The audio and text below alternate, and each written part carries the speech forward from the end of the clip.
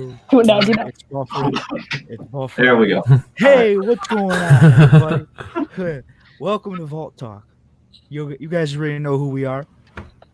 We're just here kicking it back, and just we're gonna talk about some music, cause that's what we do here. We talk about things, whether they're interesting or not. So basically, like I just think like it'd be kind of cool to talk about like what our first like musical like experience was, like at any time in your life, like maybe like the most memorable or whatever. uh so like for me, like what really got me just into music in general was always being downstairs in the basement, when we lived in Griffith, and my dad would be working out, with probably one of my cousins or something, and he'd always have on like different kinds of music, whether it was Black Sabbath, Led Zeppelin. Uh, he had this vinyl record of this band. I think they were from Great Britain. They were called the Lonely Boys, and there was like two specific songs on there that were like just really cool. And it was like punk rock, and that was like those were really like my first like introductions into rock music and just music in general. Really, those were like the first like bands that like I really listened to, and that's pretty much why I'm into like rock and roll, and then everything else just later on kind of I became interested in by myself. But that was like really what like hit home for me, was just being down there with my dad. So I thought that was I think that's pretty cool. So, but I don't know. Any of you guys have any kind of like experiences, or like maybe like what really got you into a certain music or an artist? I think I didn't really get much into American music until maybe later on in my That's life. fine. But It doesn't have to be American music. that's what I'm saying. That's what I'm saying. I'm Yeah, saying yeah. because we used to live back when I used to live in another state. We used to drive a lot to see my cousins when we used to live in the U.S. So we used to have a lot of music playing on the car. The car ride could be like 12, 13 hours long. So we just listen to music my dad would put on. It's like a lot of Indian Yeah. music. So that was like the first time I was like, this is pretty good stuff. And this I like kind of remember. got into that. I music. remember. Oh, sorry, Sachin. Go I ahead. remember we went to the Bond Street and like they had Indian music playing. I'm like, whoa, this is all amazing. Yeah, it's a new Yeah, right. genre. Definitely. Yeah, Definitely. they really that area really gets you into that atmosphere. It's very Sure. catchy, I will say. Sachin, is it called Hindi or Um, like well, Bollywood? yeah, you can say that. And like the cool part is you don't have to know the language. Like just the music itself is good. Knowing the language is half of it. So Oh yeah. anyone can kind of listen to it, really. Do you have anything, Fernandez? Not really. I'm not really a music guy. I just thought I'd show up Yeah. to show some support, but I will say that like There you go. I'll pretty much listen to anything. I mean, I like rock and roll, of course. Led Zeppelin. Don't know any of the band members, but I love the music. Rolling Stones. Don't know any of the members. Love the music. That's kind of just how I am. There is one guy that I do like, and he is a kind of a jazz musician, more of a saxophonist, and that's Kenny G. Kenny G. Oh, Good man. smooth Good He, jazz. he I've makes heard of him. Yeah. he makes really good music, and it actually really good study music, I might add. So if you're I ever like agree. stressed, he'd be a pretty good person to have playing in the background. So yeah. I'll have to check that out. I agree. Kenny G's the guy. So we got a comment here. Zio says, "I've heard a few cover songs in languages that I didn't understand, yet they sounded better than the original." I kind of agree with that. I can agree with that. I've been there too. I've been there too. I can't. I think actually, it's funny. Like in Japan, I believe it is. They listen to a lot of like Beatles music, and I've heard quite a few like Japanese bands cover Beatles songs, and they might like they might add it. They might create a Beatles song and like into like punk rock. Like convert it into punk rock, or like maybe even like jazz or something. and it like you would think it would sound weird, but it's actually pretty cool. And like the Mhm. language, like the different language, kind of like just makes it that much better. It's just Yeah. it's a different take entirely. So yeah, definitely. You know what? It's funny you mentioned that because the Beatles songs, it was like the formula for what rock and roll is today, kind of. You know, they were one of the pioneers, so I feel like you can take their formula and apply it to almost any genre of rock, I will say. Oh yeah. I never So- understood though why people Go like. I never really understood though why people compare the Beatles to like bands like Led Zeppelin. I feel like they're two completely different styles of. I know they're both kind of rock in a sense, but one's more like mellow, and the other one's more in your face, get you pumped Yeah. up.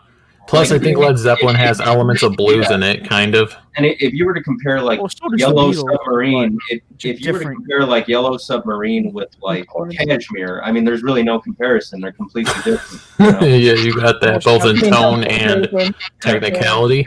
Because my Well, I dad think- used to say that. He said that they always, for whatever reason, made comparisons between Beatles and Led Zeppelin in terms of how they did their music, and he never understood it.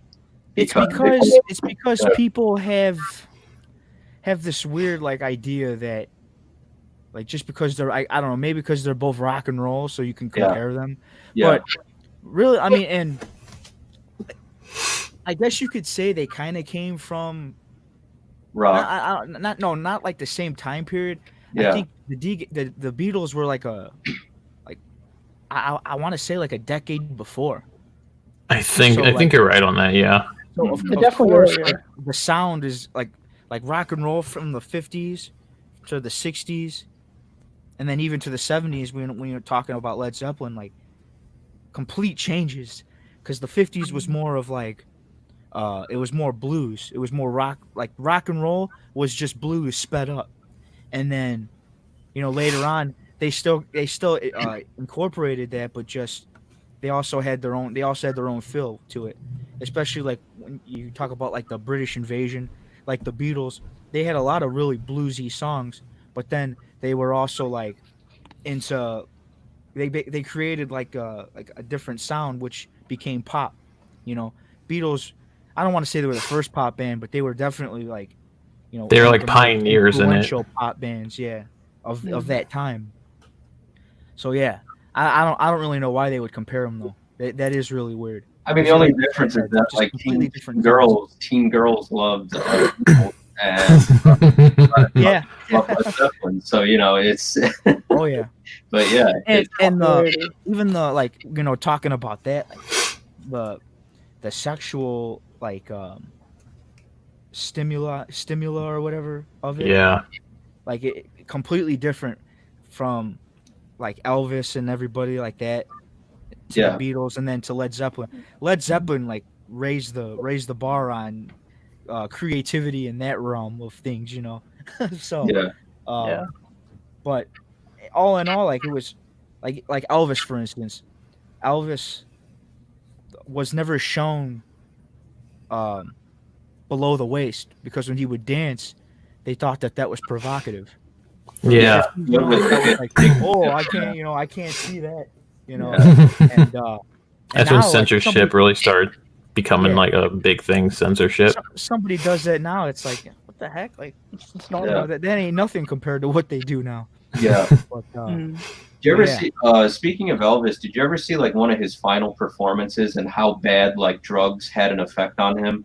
There was one of those final performances where it got so bad that one of the stagehands had to hold up a mic for him so he could finish a did song not that know he was that. playing. It's crazy. Yeah, Oh wow. yeah, it was kind of sad. It was a beautiful song too, but you could see that he was kind of struggling from Yeah. Mhm. the constant drug abuse, which is unfortunately a lot of stuff that a lot of those guys deal with. So Yeah. very tempting, I guess. One person that comes to my mind who kind of got out of that, although it took him a while, was Johnny Cash. I always I mean, not taking anything away from Elvis. I was always bigger into Johnny Cash than I was into Elvis. Hmm. mhm.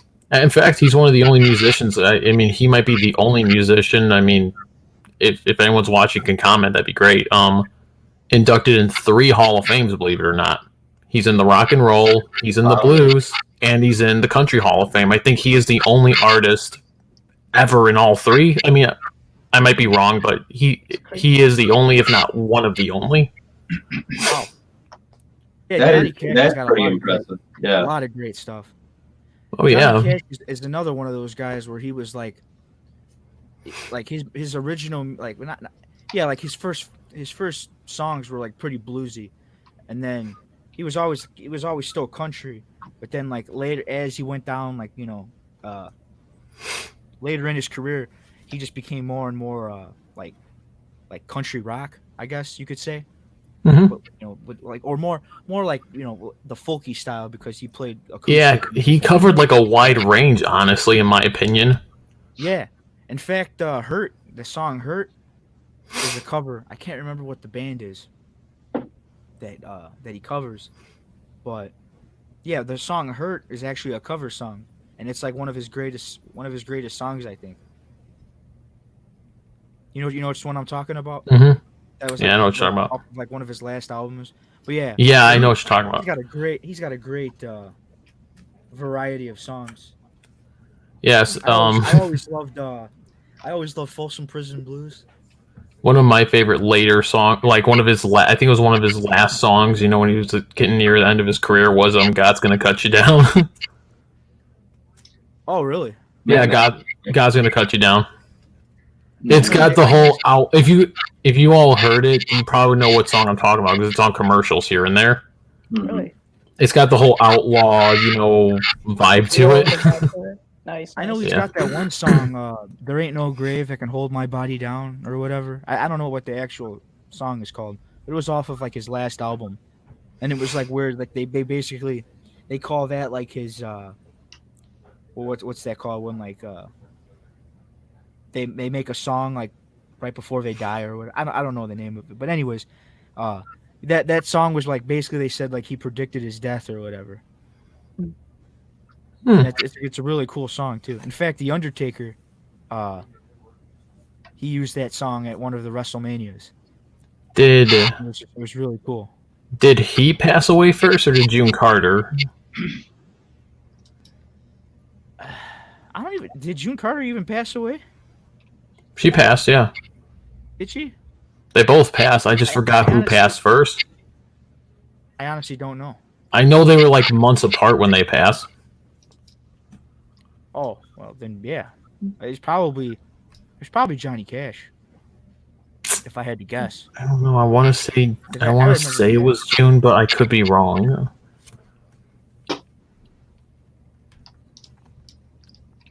Yeah, I don't know. I ain't even try and look for it. But yeah, man, he's definitely got a lot of good stuff. It's funny since we're talking about 50s. I actually love 50s music. I still listen to it. The oldies but goodies. Yeah. Oh yeah. In fact, some guy from work today, we were talking about that song "Yakety Yak" by the Coast. Yeah. Yeah, he was. Back in that time, like you could see concerts for pretty darn cheap. So Yeah, because they weren't like big venues like they are now. Yeah. Well, yeah, and then even with the bigger venues though, like I don't know why, but it makes sense, I guess, for them to be pricey. I mean, not as pricey as some of them are. Like Iron Maiden, for instance, they always keep their ticket prices pretty low. That actually was fairly inexpensive when you and I went to go see them. It was like what, like $50? Not even. That's I think not after bad. taxes, yeah, it was 50. Yeah, after taxes and everything. But actually, like the ticket itself was probably only like 30. But Ticketmaster and all those other places, they tax you up the butt for the I don't know. Yeah, your fees. Yeah, but It's yeah, kind man, of funny. Those concerts are fun though over there at the amphitheater. Oh yeah, like I think Disturbed is still coming there in August. I think they're still on for now, and if they are, I'm definitely gonna go. Man, that'd be cool. I don't know if it's still on though, because so far from what I've seen, it's still scheduled. But I mean, who knows? Okay. That's Yeah, probably I gonna know- change. Yeah. Yeah, probably yeah. gonna I change. Yeah. know that. What was it, the Radisson, or the one of the theaters in Chicago? I know that all of their concerts are already canceled, and so I would assume that most of those venues are gonna, follow suit. But which kind of I mean, sucks because Yeah. Journey was coming to the amphitheater, I think, and I wanted to take my Oh, mom yeah. there to see Journey. It's her favorite band of all time. I think Def Leppard was supposed to be going. Yeah, they were. 'Cause I remember when you and I went to Iron Maiden. We saw like the whole Yeah. list of people, and Def Leppard was one they of had them. that whole thing. They had the whole list. And then, well, actually, I think they had already played, but Judas Priest was there. Yeah, I think they already did play because they were like literally weeks after Iron Maiden. Yeah. Styx was supposed to be there too. Man, I want to go to some concerts again, man. As soon as we can. I mean, yeah, as soon as they start opening more things up, I'm definitely going to concerts. I don't care if I have to wear a face mask. Yeah, well, as long as it's safe, but until then we must wait. And We must wait. Honestly, like it's fine. Like I get my music fix just from like Amazon Music and everything. I've been listening. Same here. I've been listening to like a lot of different things, man. I've actually been listening to a lot of reggae lately, which is weird, but I mean, it's relaxing. I'm not gonna lie. yeah, That's another. yeah, man. Like not even just Bob Marley. Like they've got this guy Max Romeo, and he's got this song. I really don't know too much. Don't know too much about reggae, there, buddy. You've probably heard it if you've played San Andreas, right? Grand Theft Auto San Andreas. yes, I have. And you've probably heard this song. And then who's another guy I started listening to? Eco Mouse. There's this guy Eco Mouse. He's from the band. Actually, the band POD. Yeah. POD actually covers one of their songs or one of his. Really? Songs. And he's actually in the song. It's called "Ridiculous." It's off of the Satellite album. I'll have to check that He's out. in there. Yeah, it's a pretty cool. I think the only band I listen to that has somewhat reggae elements is Magic. That's it. Oh yeah, I don't think I've ever heard any of their stuff. They're actually good, dude. Like honestly, everyone knows them for that song "Rude," but it's actually their music's actually really kind of good. Like not the most impressive technically, in my opinion. Right. There's some good But, ones. Like, Yeah, pretty good. they Magic's have pretty really good too. songs. Oh, Yeah. you've heard of them, Sachin? Yeah, Magic's pretty good. Like everyone's known like their main song, but then they have a lot of other side. I probably know their main song if I heard it. I don't know. Yeah, you probably heard it on the radio or something. Yeah, Definitely, it's a very popular. but I would say How about Sublime? You like Sublime, right? Tone Isaac. Well, both of you, everybody. I really Listen to Sublime. shameful fact. I really haven't listened to much of Sublime. No? Damn, man, they're pretty good. Actually when they came to the Festival of the Lakes, what was that, like 2 years ago? I had just bought their self-titled album with What I Got, Santeria, and all those songs on it. So I was listening to them for a little bit beforehand, and they were cool songs and everything. And then once I went and actually saw them play, like my whole attitude for Sublime changed. I was like, man, these guys, even though it wasn't like the original singer, like the bass player, he's awesome, man. And I think it's funny you mentioned that, Mark. Whatever his sound system is, man, like it's great. His bass is just like, it's like the focal point for Sublime. It's funny you mentioned that, Mark, because I think, concerts are a big thing that turn people on to bands. It's like one of the factors, because it's like when you hear them live, you're like, wow, this is amazing. Then you're like, you know what, I'm going to go buy their CD and check them out. And then, like, if they didn't play a song at that venue, you're like, oh, wow, this song's great, too. Yeah, man. Like, it's, like when we went and saw Metallica, I was... Best night of my life.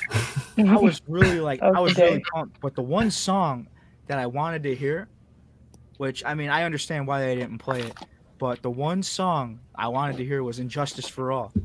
And then later on, everybody told me, oh, yeah, they don't play that anymore because it's, like, really long. Yeah, it's like, it's a 10-minute song. Yeah. But that was, like, the one song I wanted to hear. And then it was like, and then I understood, though. I was like, man, yeah, it's 10 minutes. A 10-minute song has got to be pretty tiring. Yeah. I will say, I mean, Metallica is one of those bands where yes, it's expensive to see them, but you're definitely going to get your money's worth, in my opinion. Well, I don't know if I should because I mean I'm a big Metallica fan, so I'm kind of biased. Oh yeah. Even then, it was pretty good. The whole show itself was pretty like spectacular. Yeah, even Avenged Sevenfold did good, although I wish they got their sound right. Oh yeah. What was wrong? It was the singer, right?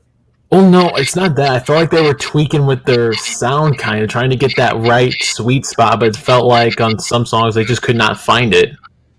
Really?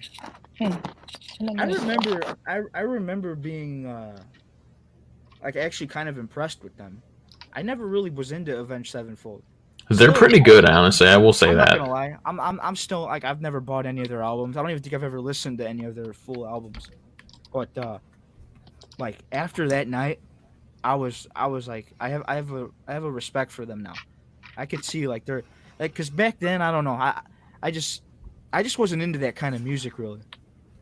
But now that like I know I understand like the music more. I can appreciate it. Like they were good, man. They were Yeah, they were definitely good. And actually, there was a local band there. Local H was playing, and the guys that played before, they were really good. Like I was very impressed with them. Like, wow, these guys are amazing. Yeah, they were pretty good. It was weird though. Remember they had that DJ? Yeah, that DJ, which I was not a huge fan of. That DJ played for like a half hour or whatever, and everybody was like, "We want Metallica." Actually, Marky, I think I think Sachin can agree too. I think we were entertained enough by a couple of the people sitting in front of us. Yeah, we're not gonna talk about that. We don't talk about that. That guy was something else. That was he made the night. I will say one thing. I will say one thing about metal shows, which is funny. You know, when a lot of people who don't listen to metal think people who will go to metal shows are like the meanest people ever, but it's actually not. No, which I think is funny. The opposite, man. Metal fans are awesome, dude. Like, Iron Maiden. There were like these group of guys. They were older guys, you know, probably fans from like the beginning. And you know, I was like talking with them, and they were asking me, you know, like what my favorite album was and everything. And I was like, you know, I know enough to talk Iron Maiden talk, but like, yeah, but not like super fan. I'm not a super fan or nothing. And I was telling them, you know, like, you know, honestly, like I'm just like getting into these guys. Like I got like maybe probably only like 3 or 4 of their records now. I have 2 of them. I know that. Really, just because they're kind of some of the records are kind of pricey. They're kind of hard to find. You know, they're like the great on Amazon Music though, but like to actually find a CD to buy, because you know how I am. I'm still into CDs. Yeah. Like I haven't really found any for like a great price, except for like Rime of the Ancient. Power Slave, the album Power Slave, and what was the other one I got? Did you get this compilation? Did you get the new like their latest album? Because I forgot. I have 3 albums: Power Slave, I have Fear of the Dark, and I have I actually bought this one after you told me about it, The Book of Souls. Yeah. I haven't. Which was great. I've heard like a lot of the songs off of that. I've heard like the actual tracks, and then I've heard them live too. And those jam, man. For those guys, I don't want to say they're old, but you know they're up there. And, they're up there. They still jam, man. Bruce Dickinson his voice is still powerful. I will say what I love about Iron Maiden is the theatricality they bring. Yes, which I love. I'm like, this is great. They don't just play the song. It's like you're watching a show, pretty much. Mm-hmm. Which I think is great. I kind of feel bad right now because I know Fernandez is into like the classical, and you know, there's really not a whole lot of concerts for that. I'm not really into. I'm not, like I said, I'm not really a music person. The reason I'm into classical is mainly more for like it's relaxing. The relaxation aspect of it. I'm with you, Nick. I'm with you, Nick. I'm totally. I love classical music. It's calming. Yeah, like I said, I listen sure. to pretty much. I listen to pretty much just about anything besides like maybe hip hop, rap, or metal. Also, those are the 3 that I listen to a lot of it. Yeah. No, a lot of classical music's not bad though. I'll go like really classical, like Chopin, if you know any of those people. Yeah, Chopin. But I love Chopin. Yeah, they're pretty good. It's pretty good, like super calming music. Not as in your Actually, face or exciting as Metallica or anything like that, but still. Right. Well, like If you don't go for that. chill or You don't go for it for that. I don't know. It'd be interesting. Richie Blackmore from Deep Purple. Yeah. For a while there, I haven't really kept up to date with what he's doing, but I know for a little bit there he was doing like kind of like classical music, but he was kind of adding a little twist to it. You know, he was playing more like the hard rock with classical scales and stuff. Kind of like Yngwie Malmsteen. Is it kind of like that vibe going on? Yeah. Yeah, but just not as not as shred, you know, like Yngwie Malmsteen is. Yeah, he's shred. Richie Blackmore has kind of got more of a he's got more of like a precise. I don't want to say precise because Yngwie Malmsteen is good and his notes are pretty clear, but Richie Blackmore's is more it's a little more relaxed than Yngwie's style. You know what I mean? Yeah. And most of the music I actually did get into, like Mark fortunately turned me on to most of those artists, and Richie Blackmore being among them. I actually still have what was it? One of the first Rainbow albums that you that you gave to me. You told me it was interesting. It was interesting because you told me that like the other albums after that got kind of lower in quality. I thought they were pretty good. I thought most of this stuff is pretty good. So from Rainbow? Yeah. You told me that later on to get a little bit so-so, but I listened to their later albums and it wasn't bad. I liked it. I think was it actually no, I don't think I was talking about Rainbow. I think I was talking about Deep Purple. That might have been it. Later on in Deep Purple's career, like they had different artists. Like the original group of Deep Purple, like I don't know, that's what I like. It's kind of like how Black Sabbath, like after Ozzy, they had Dio. Became Heaven and Hell. And it stopped being Black Sabbath. It was more like it was Heaven and Hell. It was a completely different band. I never really listened to them when I never really heard a lot of their songs. Like when they became Heaven and Hell, I never really listened to them. I have no doubt it was good because they had Dio. I will say this: they do have two good albums that I would actually listen to, and that's Heaven and Hell. That was the first one with Dio, and then I believe it's called Mob Rules. And those two albums are really good. And then there's another one called Dehumanizer, and I like it, but it's not really a Black Sabbath. How many albums do they do? I would say it's more of a Dio album, you know. All Black Sabbath. No, I mean when they were Heaven and Hell. Well, Heaven and Hell, I think they had a couple albums titled like with that band name Heaven and Hell. I don't know how many there were. I think it was maybe like 2 or 3. And then do they still maintain that Black Sabbath sound like that? Well, Tony Iommi's sound, you know, Tony Iommi's the riff master. Yeah, that's what I mean. Do they maintain the overall sound besides obviously it's Dio now? I mean, I would personally, I think they changed. I think the sound changed, but it's because like Ronnie James Dio is like sorcery, you know. He talks about like fighting. Like when you hear Ronnie James Dio's voice, you want to like go find a dragon and kill it, you know? Like, yeah, exactly. The whole holy diver thing going on. Yeah, you want to go to medieval times and like joust somebody, you know? Is his last name actually Dio, or is that just a stage name? I don't know. His name is Ronnie James Dio. Yeah.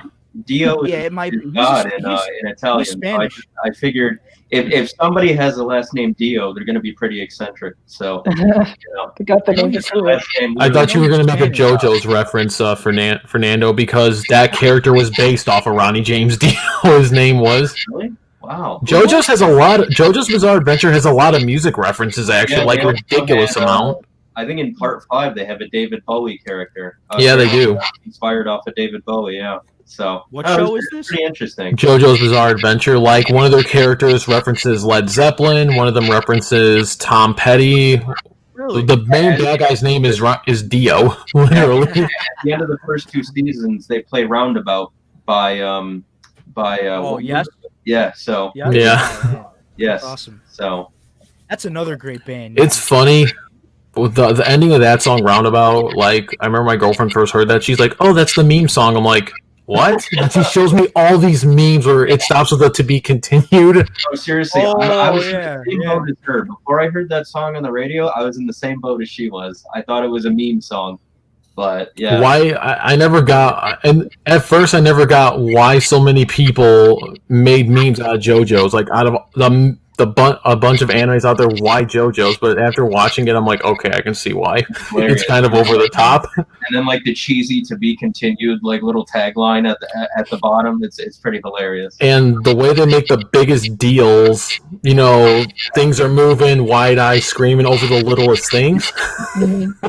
They But just yeah, Mark, if you love music, you probably would like that show because there's so many music references in it.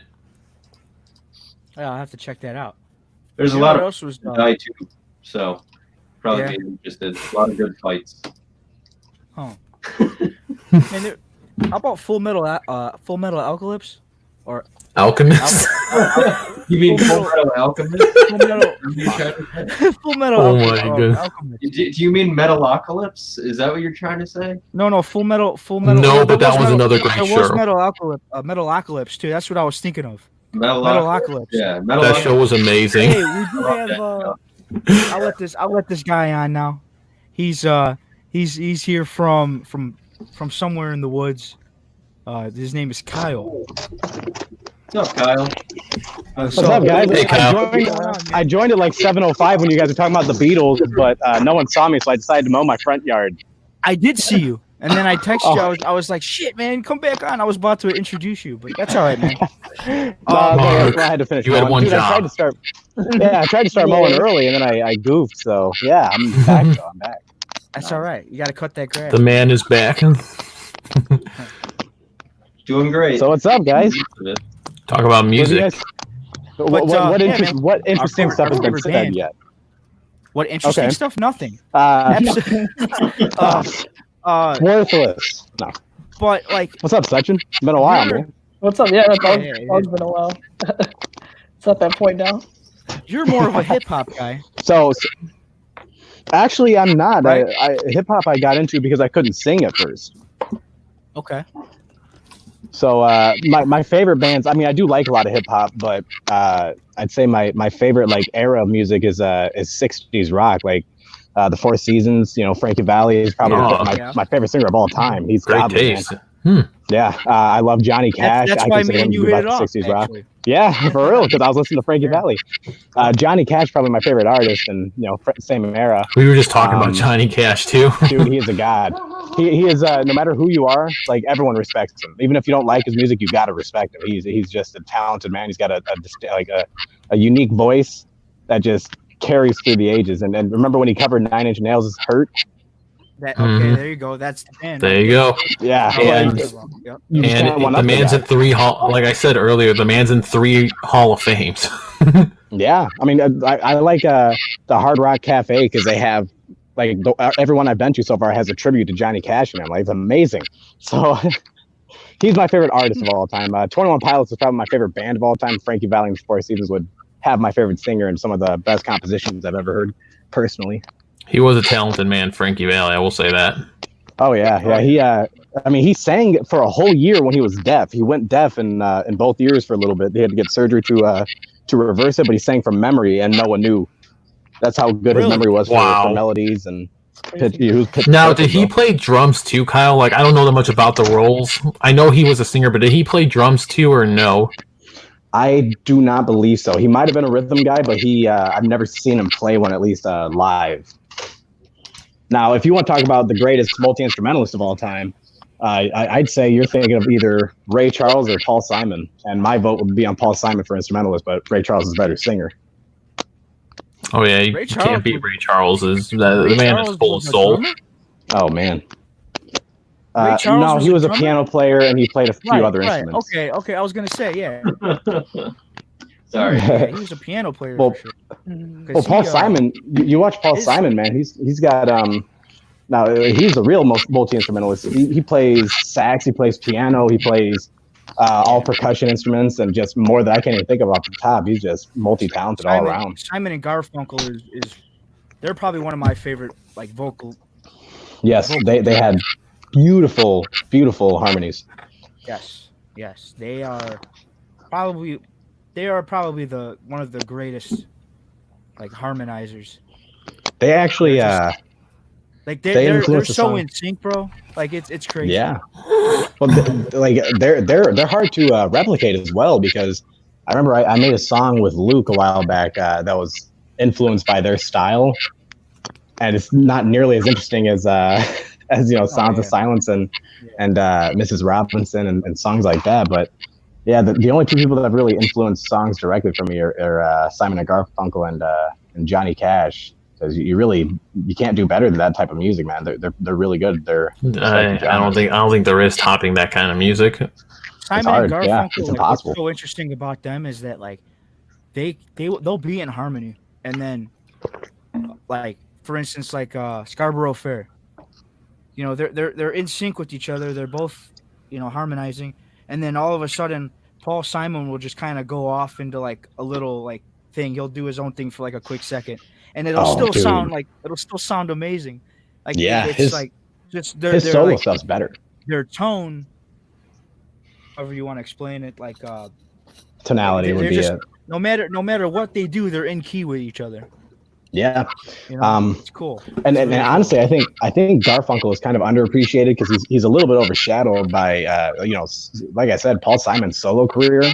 I have probably at least 8 of his songs on my phone, and I was born in 1995. Like that's how timeless some of his music is. And Frankie Valli, I have dozens of songs on his phone. So I think his music is easily timeless. Oh yeah, it's actually because of Bob Gaudio, his writer, and I remember I watched this talk show a while back where obviously Frankie Valli's the face of that whole band, that whole group. He even had a solo career that had some great songs like Can't Take My Eyes Off You, which is covered even today. It's a great song. Oh, yeah. That's a great song, in my opinion. Yeah, well composed. I love it. It's so beautiful. And Bob Gaudio wrote all the stuff. So I remember on this talk show, they were talking and they got into an actual fight. Bob Gaudio was in the audience and Frankie Valli was being interviewed. And then he said something, somehow they pointed the camera, oh yeah, your buddy's in the audience there. Then they literally were just talking about, like, yeah, you wouldn't have made it without my writing. And Frankie Valli's like, you wouldn't have made it without my singing. The issue with him, even though he's my favorite singer, is he is a complete asshole. He is not a nice guy. People that meet him say he's just cocky. So he's just a piece of shit. They have songs about You're Ready Now as a song about a girl that just turned 18 that they've been waiting for years to turn 18. I'm like, why is that a song? Wow. What? Beautiful song. I like the song. But when you listen to it's literally old school rock and roll is like that though. There's so many weird songs what the hell? Yeah. And actually I think that's why people gave rock and roll such a bad stigma because of what some of the songs were about. Well, I mean, modern hip hop does the same thing though, because Tyler the Creator has a song like that. It's called You're Too Young. Where literally in the chorus, he says, he swears in it, but I'm gonna say it anyway. He goes, girl, you're perfect, but you're too fucking young. And I'm like, why are you singing about this? The whole album's about that, pretty much. It's just not a good. It's just not a good topic, especially in 2020. That's always been a thing, though. Like musicians, for some reason, like they're all pedophiles for some odd fucking reason. Yeah, I don't know why, dude. I mean, hide your kids. Don't worry about your wife. I'm not going to do anything to her, but hide your kids. That's the important part. Okay. Yeah. I mean, I've heard the term musicians are eccentric, but I think that's a whole other level right there. Agreed. I mean, you do have to have a little bit of insanity to write. A lot of the old school musicians, though, Elvis, I think he married Jerry Lee Lewis. Jerry Lee Lewis married like his cousin. Like that Dude, was Johnny like Cash. You watch his movie about like his background. You read his biography, and he cheated on his first wife with the one that the second relationship was a beautiful relationship. I'm happy it happened, but he cheated on his first wife with the second. Oh wife. Jim Carter. With wait, what was her first name? I can't remember for some odd reason. His first wife. Yeah, I don't remember. It was like Livian, something like that. Yeah, and then so June Carter and he, like, they both had a beautiful relationship. Like, they had great songs together too. They also had very good harmonic. Her high voice complimenting his low. It was just perfect, especially John Jackson. I felt that was perfect. You guys want to know the best example of like what you wouldn't expect to be a really good harmonic collaboration, but it worked amazingly. Crazy Old Soldier by Johnny Cash and Ray Charles. It's amazing. It's one of my favorite things. I have not heard that song, but I've It's so heard of good.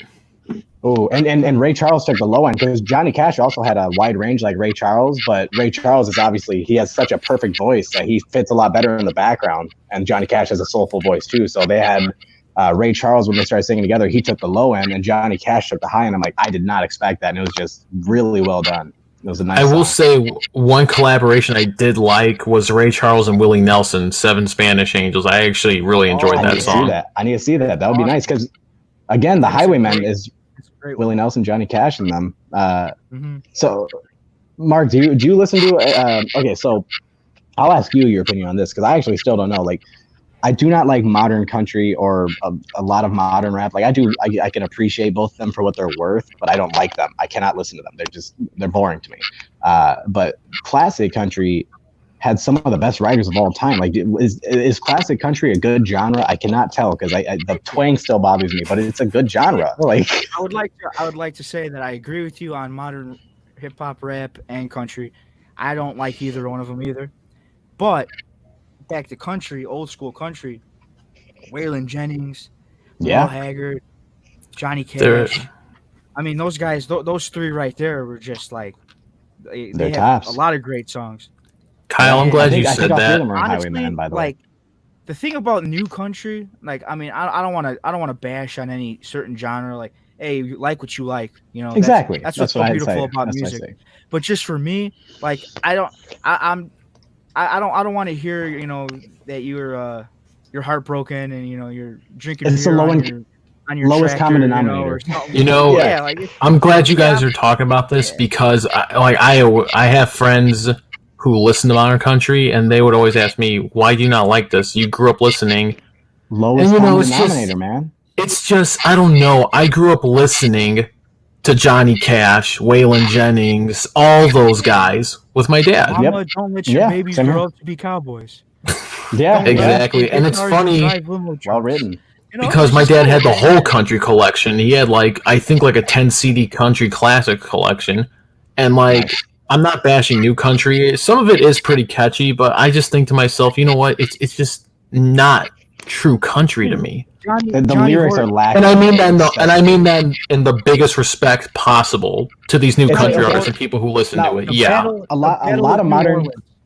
You Yeah, guys heard that? Johnny Uh-uh. Horton. Like right in the beginning. And actually, 1814, we took a little trip. Yeah, it's a cool song. it's funny you guys All about the mention Battle of New Orleans. the old guys because there was a song written, I forgot who wrote it. The song was called Who's Gonna Fill Their Shoes? And it's a song about, you know, Johnny Cash, you know, for example, all these old country writers and who even did rock and roll. And the song was like asking who is going to fill their shoes now? Like, where do we go from here? yeah.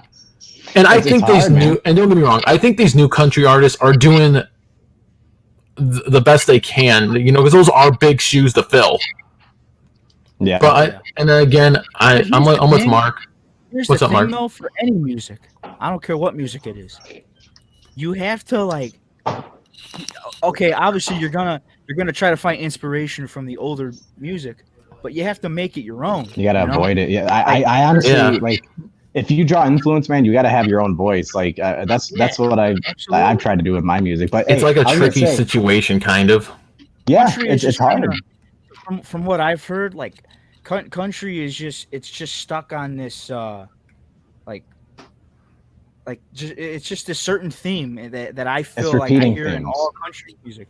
There's nothing just not- philosophical. There's nothing not thought original. provoking. There's nothing new. There's no new struggles. It's all the same different stuff. Honestly, I mean, I don't care if people Same stuff, not same different. pay for this, but it's the same thing in like rap music, man. Like I think all of, like in my opinion, like all like the percussion, like the, like It's all the same stuff. beat or whatever. Yeah, there's no like real. There's no there's no ingenuity. originality. Now, Exactly. Now, I know there it is might be none, in my opinion. Mark, why do you like the blues so much then? All the blues sounds the same. I love the blues. I mix blues with rap myself. I love the blues. The blues does sound the same, like chord progression wise, but you listen to any guitar player, blues guitar player, good one, and you'd be able to decipher between Buddy Guys playing, BB King's playing. Well, yeah, Or I'll Robert say Johnson. the difference you're talking about there though is the human element that's required with live instruments. And now, whenever you're in a drum pad, you literally, it's all mathematical, dude. You take a basic pattern, like I've done it myself. You can make a trap beat easily. You take a hi-hat and you replicate it on a grid, on a mathematically dissected grid. So and it's you going to put sound them precise in every time. quarters. Yeah, you put them in 16ths, you put them in 64th notes, but then you separate and you make a rhythm out of it. But so I was going to say about the country thing. I don't know if you guys are big fans of this comedian singer who I actually do consider to be a really good musician as well, as well as one of my favorites, Bo Burnham. He had a song called "The Country Song," and he was making fun of. Oh, dude, you'd love him. He's funny. He's a comedian as well. He's a stand-up, but sign me up. I'll listen. Oh, dude, he is a top 10 comedian in my book. He's just great. But he has a song called "The Country Song" where he's talking about how, on a serious note, like not to bring any of the humor into it, like what he was talking about is how modern country is just a bunch of richer people that never have worked on a farm themselves singing about working on a farm, like just experiences they've never had, and singing about it like vicariously, through someone else's experience. So listening to older music, making it poppy and tying it into other genres, try to make it pop, and it doesn't work. And so hip hop, what they've done is I feel like hip hop is kind of what is becoming what rock used to be, where all the new things that are happening happen there. So things that seem like noise to us, the newer generation hears it and they go, how do you guys not like this? This is great. This is catchy. This is melodic. This is new. But that's very interesting, the way you put that.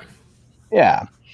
I mean, I just don't get it, because like I can't, now while I can appreciate certain aspects of it, I still feel like as a person that's always grown up on lyrics, that I've always focused on lyrics myself, I don't get how people are comfortable with a lack of content. It's just sound at that point. If you want to hear sound, go listen to some classical music. If I want to just hear music by itself, classical music is the best, hands down. Or jazz, just instrumental jazz. Oh yeah, I love jazz. It's very relaxing, especially when you study.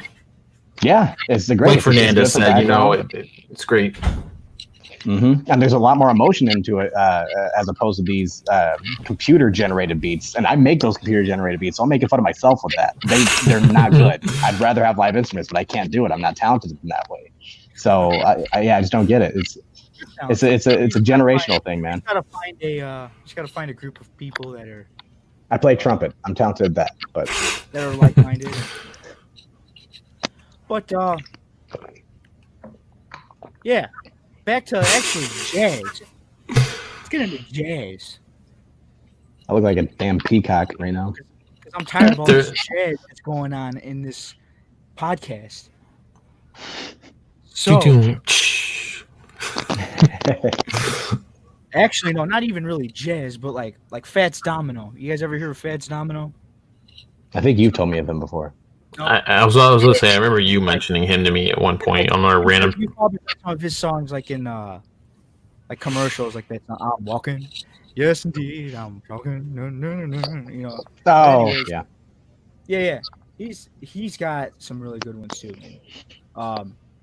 That's like I really like going back to the 50s. Like piano was very like that. That was like the guitar of like the 70s. That was one of your staple instruments you had to have. Yeah, that was the instrument back then. See, guitar got overplayed for me, man. I still like prettier sounding guitars, but like the hard rock, crunchy guitars, they're more low end than a high end. I'm just not a huge fan of it. Well, it's funny because historically, like when that music.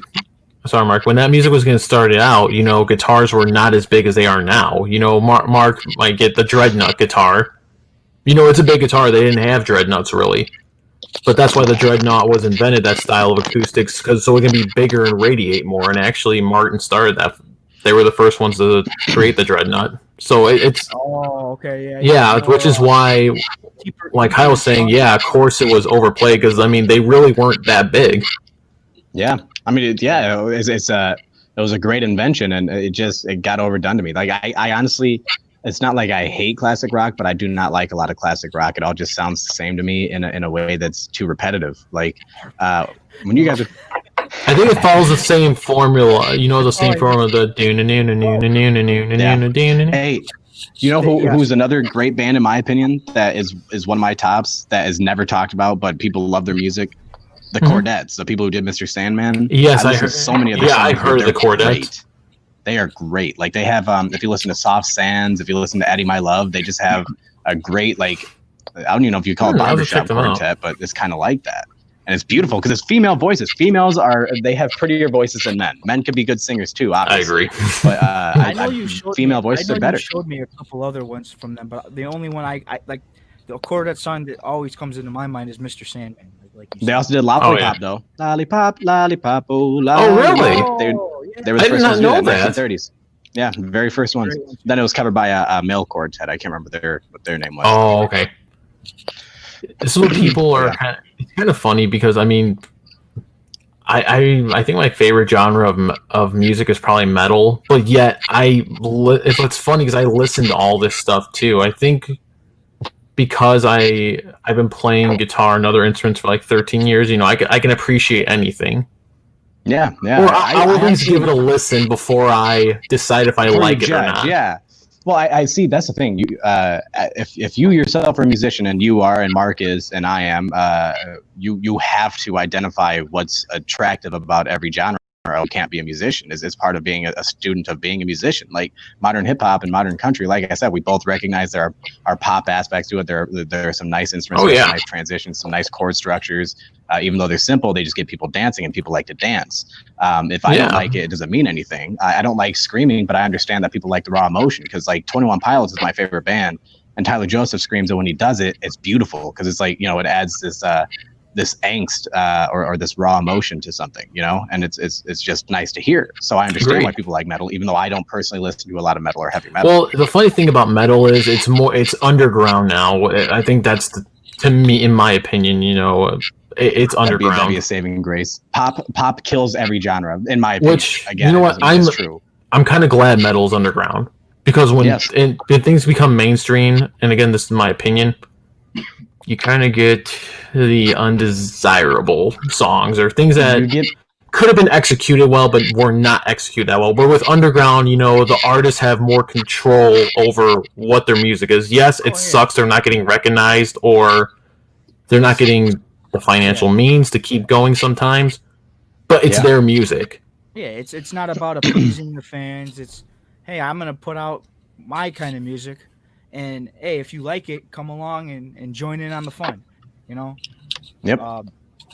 I think, like most bands, I don't know about all of them, but I think most bands would probably fit into that category in the beginning, and then, you know, it's just the music business. I would think like it just The music industry. consumes some people, man. now. You I know, got to interrupt hey, here. I got to interrupt here because I'm actually curious. Sachin, did I miss your favorite band earlier? What's your favorite band? Oh, I don't really have a favorite band, honestly. It's No, like you just kinda- listen to a lot of things. Yeah, like there's a lot of Indian bands I listen to, but not really too many. Nice. Bands I kind of go with whatever, honestly. So I'm not really okay, too picky. I don't fully grasp. I haven't listened to a lot of Indian bands. I've obviously fine. only heard what's in Hollywood. So you only hear Yeah, like the what You hear sounds the like mainstream ones, they don't Common not all Indian Sound. bands sound like that. Obviously, not even close. that's all I know. I'll go mainstream to get a wider audience. But Yeah. most of the time, Okay. Sachin, you gotta send me some Indian songs, buddy. I will actually listen if you send me a few. I'll listen to a few of them because every I genre know. you could think of is there. So yeah, I had a feeling know I because always I know bring there's this Indian guy rap. there's metal, rap, Yeah. there's everything. Yeah, So I know Wait, there's there's Indian rap. I metal? actually heard some. metal, rap. Are you punk, serious? Everything, yeah. Sachin, you gotta Nice. send me some Indian metal, dude. Dude, I that's know I sick. always bring this guy up to you, Sachin, but Ravi Shankar. Yeah, but he's like I- he's not. He's I guess he's the classical. He's a classical. Classical's great, man. I love Dude, You classical. know, speaking of That's what I classical, like, though. He's Sitar, done a- like the classic sitar sound, dude. Yeah. Like I You- think that is the coolest thing. You even I hear really that, wanna like, learn tabla mainstream so music bad. too, though, so Wait, what's You that, know what? Sachin? you hear that mainstream music too. It's not just old school. You can hear it mainstream too. They still have those elements in there, which is pretty interesting. Like With you know, they Ravi? combine them. Yeah, well, not with him specifically, but other people play too. But he's Yeah, like the yeah. more known one. I know Definitely. his daughter Anushka. She Mhm. plays, and she's really good too, man. She's equally as good. I don't know. I'm sure there's like a lot better ones too. I just don't know them. Those are the But, ones who made it to like mainstream. Yeah, yeah. You know, Hey, you know what I think sucks I though. like it. The thing that sucks for me is language barrier in music. So like Indian music, like if I were to listen to a few, like even though I could appreciate the structure of it, if I can't hear the lyrics, I'm just hearing what sounds to me like gibberish because I don't know the language. It's like Yeah, yeah. I used to. So what I like to do, what I would do with Luke, whenever he and I would be driving in the car, would be listening to my album or his album. I would purposely match the rhythm, but say nonsense syllables to us. Right. And I'm like, Right, this right. is what people that don't listen, that do not know English, hear when they hear this song. This is what they hear. They hear. Hey, I can agree nonsense with syllables. that. It's a combination. Yeah. Fernandez, I was going to ask you. You say you like classical. Is there a certain classical musician that you tend to gravitate towards, or does it depend on your mood? Kind of. I would say Chopin because my grandpa liked Yeah, I Chopin love a Chopin. lot. He would play it. He would play Nando, it. So what's up? would you say now? I'm actually one of the people that even I like classical music a lot, and my favorite is Beethoven. Does that make me less of a classical listener than most people? Because people hate people that love. I just think of the emotion's great. No, Beethoven's great. Beethoven's amazing, and the fact that like he struggled with, the fact that he even struggled Deafness. with deafness, a disability, and still continue to make music is legendary. So, That's pretty yeah, bad. no, that's not at all. It's kind of What you guys don't know about me. Frankie Valli and Beethoven, It's, two great artists that were deaf, by the way. Continue. It's What you kind guys of don't know about me is that when I take showers in the morning, I blast Gregorian chant in my inner spirit. Oh, Yeah. Weird. So I'm You with know what's kind of funny, Fernandez? what's that? Well, I remember I took music appreciation in college. Hey, what's up, Zio? What's up, Theo? And I remember my professor. myself to not be able to get up. I was enjoying the conversation, so I had to get up and come and join. I got you, buddy. And I remember my professor saying the classical period of music ended. I mean, I hope I'm right. I might be wrong. The classical period ended with Beethoven because he pretty much pushed the envelope as far as it could go. You can't go any further. He's pretty much done everything, Yeah, which started the Romantic period. that's Right, from right, what yeah. I can remember. It was either I had Renaissance I had or to take that as an elective, believe it or not. I had to choose an elective, and I chose music. I think it was music appreciation. Yeah. Yeah. And they did say something along those lines. Yeah. But Hey, let me get a Yeah, quick and shout what's out up? here, man. Shout out to Dennis Dashensky. Thank you for liking the video. Thank you. yeah, no. And also, Isaac, I want to shout out your dad because your dad told us to shout him out. So How's and he? we love you. How's he? I hope you're watching this and you hear me say that. I love you. They're probably watching it, which is good. Take away lovely as Hey, well. Nando, you gotta send me some of your Thanks, favorite Dad. classical guys' music because I've never listened to him. I didn't recognize the name. Frederick Chopin. You've Chopin's never listened amazing, to him? man. Moonlight Sonata, anything? He's a Oh, great really? pianist. Great. He did a Moonlight Sonata. I think so. Yeah, Beethoven did a Moonlight Sonata as well, and I believe that more people have done Moonlight Sonatas. Mhm. So Yeah, it's nice. You gotta it's a pretty inspired one. I don't really know I don't really know like the pieces that he put together. I would just recognize based off of memory and based off of that personal memory that I have of like my grandfather always playing Chopin, and things like that. That's kind of how I really got into it. But like I wouldn't really know. Unfortunately, like I said, I'm not really a music. I'm with you on that, dude. Yeah. So, but no, it's yeah. Sorry. No. Sorry, I interrupt a lot. I get excited when I talk to people about stuff that's like new to me, so I kind of interjected on accident, trying to just like if we were in person, it would have annoyed you because we would just talk over. But this is online where it's like a lag, and you're like, Oh you yeah, talking no, that's part of it. Too. You know, That's No, part of it. it's too, funny, 'cause though, I- like- I've got like a whole thought process going, and then like the lag will kick in, and someone else will talk, and I'll lose my train No, of but thought. that's what's so interesting about classical music, though, is that like okay, you have the music, but there's so much of this like background story behind every song.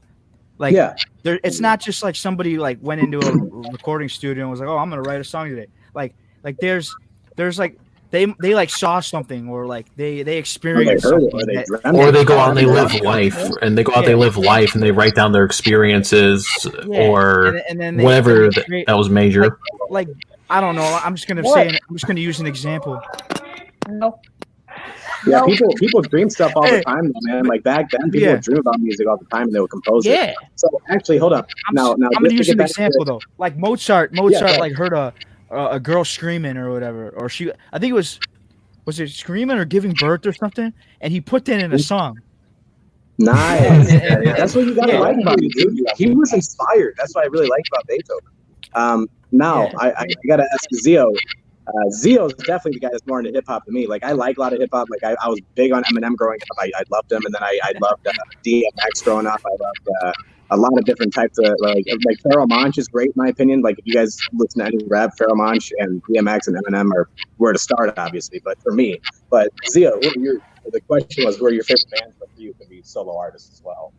In that case, I have to be very specific because, and it'll help me lead into something I wanted to touch on that you mentioned earlier. I always go say it like this: my favorite rapper, Eminem, but my favorite artist is Andre 3000, and that's because Eminem, I can speak to him all the time, just on a rap level. I will always get released to him for many different reasons, different emotions, etc. Andre 3000, I have a heavy respect for him, even outside of rap. And like when it comes to rap, I see him as like a legend that it's almost like a father figure of hip hop. He's very influential in other areas of music as well, I think. Exactly. And you can tell that he's influenced by others. And he came after Eminem at the same time as Eminem. Sorry. Yeah, like very similar areas, and like you can tell that he is influenced by other genres, kind of the way I am. Like when it comes to making rap, even I started working with Kyle because of the fact that most of his music doesn't just sound like flat out rap that you hear every day. It sounds like you can tell that he listens to Funky Valley. You can tell that he listens to these other genres, and I feel like that brings out the life in all the music. Like, and to help touch on what I wanted to speak on before, you mentioned something that came up earlier in the conversation, language barriers.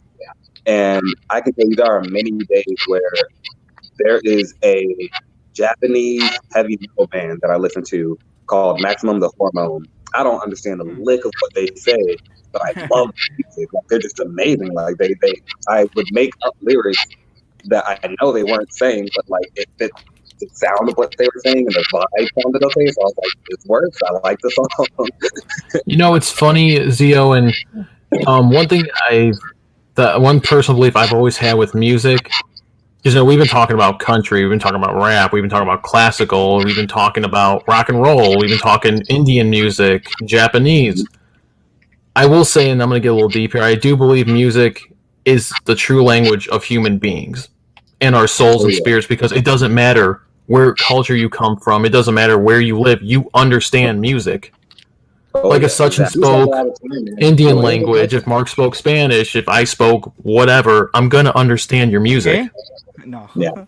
It's like Yeah. only Spanish. No, I actually thought he was going to say if I spoke white, I was going to say that's wrong.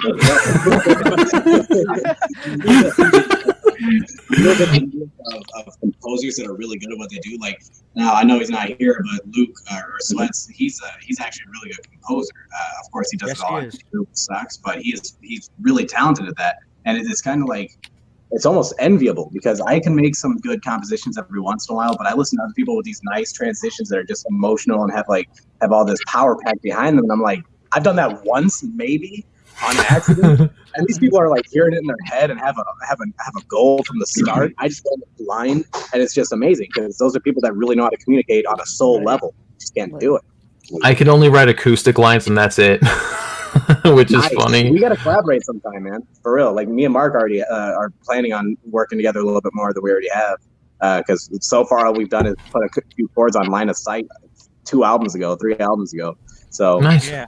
Dude, Yeah. send me a few chords and I'll sample them and turn them into a whole song. Like, I'm down. I mean, they're not technical, they're not the best, but I do have, I have written a couple things. nice. We were just talking about that. What'd you guys say? Sorry. It's kind of funny. I think when you learn an instrument or, you know, work with anything to do with music, I think it kind of gives you more of an appreciation for it, in a sense. No, it Yeah. definitely is. Especially Like when I you said, create as a something musician, that's you have to yours. understand the appeal. You have to understand the appeal of everything, or else you're not going to be a good musician. That's the fact. Yeah, and I feel like ever since I started writing my own music here and there, and, you know, when I listen to a genre I normally don't listen to, it's like, okay, it's not my thing, but you know what? I can appreciate the work they put into it. You know, Yeah. I mean, we know. I mean, if you play an instrument or if you record anything, you know the work that goes into it, and it whether you like the song or not, that song did not appear magically 24 hours.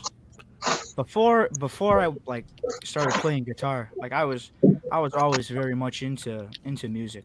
It was always it was always in the house, and so I was always like kind of dabbling into different genres. But when I started playing guitar, like that's really when like I wanted to hear everything guitar based.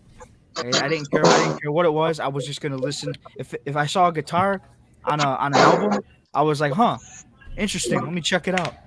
And like Nice. that's how I got into like all these blues musicians, and I started getting into more metal guitar players just by like seeing like an album cover or something and just being like, oh, that looks interesting. Like not knowing what the sound's gonna sound like, I was just like, oh, that looks cool. You know, it's got a guitar on it or something. Let me check it out. And so like, yeah, I think like as a musician, and for any musician really, no matter what instrument you play, like just playing an instrument and like being like more understanding of like what it means to play music, it broadens your mind on different genres. I took a guitar class. Sorry to cut you off. I took a guitar class my junior year in high school solely because like I got into that same mindset of like wanting to hear constant like acoustic guitar music and electric. Like it was It's very beautiful. gonna sound crazy, but it was Lil Wayne's song "How to Love" that got me into that because I realized just how amazing. That's so funny you said that. I remember me and my cousin more than I did. My cousin's best friend did not know one lick of guitar, but he wanted to learn that song, and my cousin actually taught him. And I think to this day he actually knows it. It helps build a love for the instrument too. Like you hear one song that you like, and once you want to do it yourself, you learn like you fall in love with the instruments behind it. And that's one of the great things about like I didn't know how important producers were to music until I started making beats myself, like on FL Studio years ago. Once I started like really getting into doing it, I realized like, man, you got to respect these producers who are working with so many different instruments and learning how this sound works, how to level things. Oh yeah. And then love with the instruments too with that. Oh, it's amazing. And like constantly tweaking your tones or your sounds, or just trying to find that sweet spot, you know, because it's like one pitch too high, the song's ruined. One pitch too low, it's ruined. And I feel like everybody has a favorite note. I feel like everyone has. I agree with that. I'm not even gonna lie. Well, everyone has a favorite key. Mhm. Everyone has a favorite key. And Mine is like, E minor. I think Yes. I love E minor. The sound of E Okay. minor is just because I would say most guitar players either play in the key of E or the key of A. I don't So, know why like, that is. I just remember you- my what's Sorry, up? you have more music theory knowledge than me. Who what is the okay, the flats are the flats and the sharps are there is E flat, and then so on a piano would be the on the two black keys would be this one, on the three black keys would be these two. What is Yeah. that key? It's got Like the black keys? no. Like what is I know. Okay, so the flats are E flat, B flat, and A flat. Okay. Do you know what key that is? Oh, it honestly, I'm not really 100% sure. I don't have like the notes memorized in the different keys or like the different Okay. scales, you know. I was wondering because I know some people do, and I just that's my favorite key though. Is one with those three flats. Well, I know the By the way, black I played keys. E minor. I'm on the guitar specifically because I played on the guitar once and I was like that. I know this doesn't really like explain what you're talking about, but I know like the black keys. If you play the black keys in order, that gives you like a pentatonic.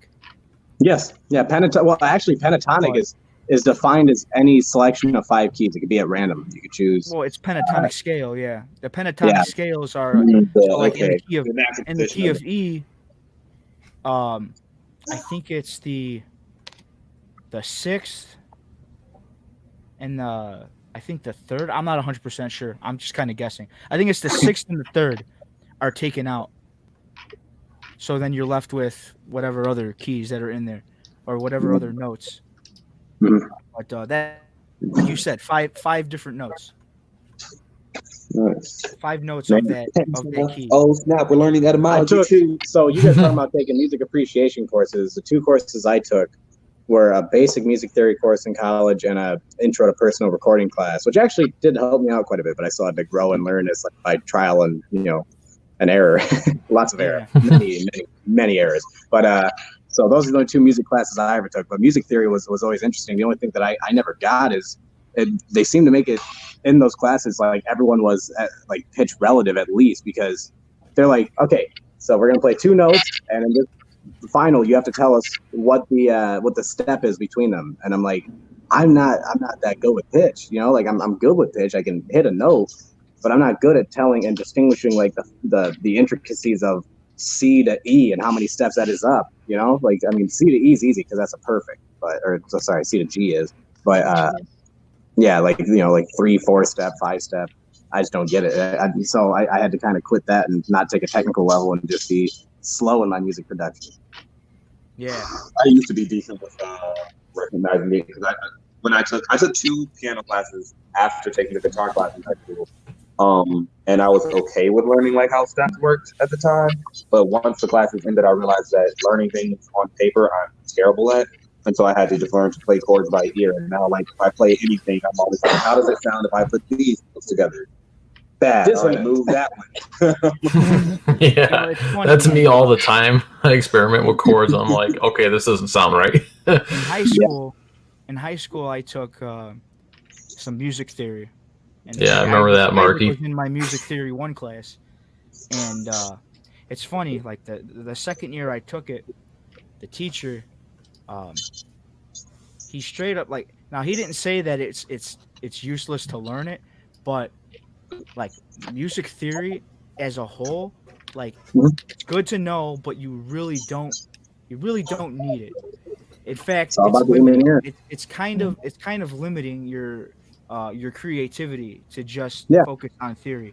It's funny Unless you want to be a classical player, then it might be a little bit more crucial because classical music has rules, and I think it was the Romantic period where the rules kind of started to change, right? Yeah. It was a Romantic period, and some of those songs are hard to listen to. The rules were deeply ingrained, I'd say, because I was about to say earlier that technically, I think everyone, even in this chat right here, we could all compose string quartets, and even if we took the time, we could compose whole symphonies if we wanted to. But could we necessarily put the emotion behind it? That's the hard part. That's why certain composers get huge, like Beethoven, like Tchaikovsky, like this guy, like Bach, and a few other people. Like they get huge because of the fact that they put so much raw emotion behind it, and so they get fancy with it, and it's just nice to hear. And like even nowadays, I'd say learning music theory. Do you ever hear the doctrine of the means? There's too much and there's too little. If you have too little knowledge of music theory, you're going to get very basic video game sounding beats like myself. If you have too much, you're going to get way too intricate with it, and it's going to be either it's just going to be noise or it's not going to resonate with this generation. It's funny because a lot of songs nowadays actually violate the rules of music. Oh yeah, all of them do. That's actually a big thing in even the rules of engineering. Like there's certain things that seem like very logical, like you shouldn't take all of the low end out of an instrument, but that's how you got lo-fi. Like there's just so many things. The rule breaking is intricate in the modern generation of music, and that's why that's a big swinging force of modern hip hop, in my opinion. Not to modern country. Modern country is just taking 90s and 2000s pop and mixing it with country. We might have lost some viewers who really listen to country. Yes, I'd agree. But no, I never hate record. I actually love country music. Talking about old country is what we were talking about earlier. We like old country, new country. I like this, because I was introduced. Well, I think everyone was introduced to country at a really young age. Like I fell in love with country, or not fell in love, but I started really liking country when a buddy of mine introduced me to Chris Cagle's song "Chicks Dig It." And I don't know if y'all know that song, but I love that song. That song just made me think, man. I can't say I've heard it. As a little black kid, I connect with this song about breaking your leg and doing stupid stuff because girls like it. That's a song. That really is. That's the thing, though. Hip hop, I feel like, is accidentally heavily influenced by country because they have a lot of the same tropes as old country. Do you guys ever realize that? Like the old outlaws in country are now modern gangsters in hip hop. That's a very basic theme for them. For hip hop since the '90s, for country since at least the 1950s, I'd say probably 40s. When it changed away from folk music and blues, and they mixed it together into country, and then became the outlaw, talking about running away from the law and trains. Yeah, especially some of Johnny Cash's music. Hey, Zio, this is more of a question for you, but like, how do you feel about Run DMC? Run DMC, they're legends. And I'm actually glad you asked that because I don't get to talk often about how like there are a lot of people that I view as legends, but some people are like afraid to admit that. Listen to that often. Like I see them as legends, but like I see them as legends because they obviously made a huge impact on hip hop, and hip hop likely wouldn't be what it is today without them. And they even brought new faces to hip hop. Reverend Run's son, Diggy, Rev Run. Yeah, he's an amazing rapper, and like there are a lot of things that have been introduced to hip hop from artists like Big Pun.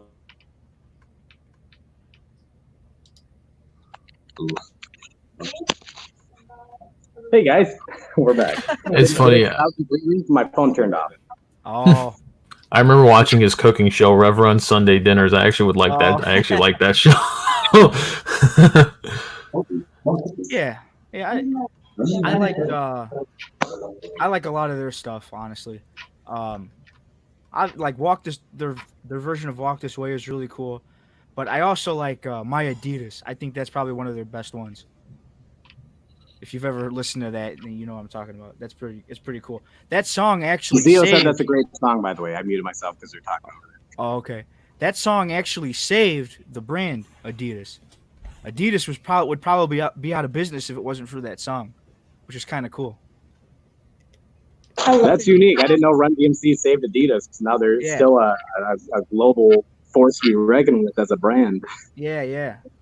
And then, yeah, man. Honestly, like that's kind of where my liking for hip hop lies, in like the older stuff. I actually do like.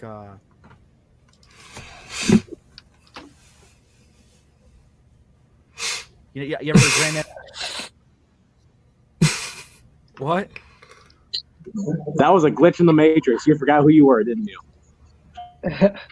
Well, did we all glitch out there? I didn't glitch out. No, he might have. Mark, so what happened from our angle? You said, yeah, what I really like is... That's hilarious. Hey, no, but Grandmaster Flash and the Furious 5. You ever hear Zio, of them? Grandmaster Flash and the Furious 5? Also legends. Okay, now They're 80s legends, aren't they? Yes. All right, Zio's coming in. I gotta get cruising by for this one. Grandmaster Flash and the Furious 5. Melly Mel? Or Mel? They're also how do you say his name? They're also legends, but the problem with them that I have is that like they're legends because they started it. It's almost like how we spoke about it before. Nintendo had the Virtual Boy. It's like they're legends for coming up with that concept, but compared to what it is now, that was terrible. And bad idea. Master Flash and the Furious 5, etc. I get It's you. not terrible, but Maybe that's why I like it, because of my not how because I really don't care for like newer stuff. But, like, older stuff. The one thing I do like about Grandmaster Flash, and it kind of I learned more about him with that show, The Get Down, on Netflix. That, I did too. Well, I learned on different Netflix like documentaries from beforehand, but I actually learned a lot about hip hop when Netflix put out some documentaries where I got to look back into things that happened before I was born, and that's why like Grandmaster Flash and the Furious 5, people like that, I realized that they're legends because they're the reason why hip hop is what it is today.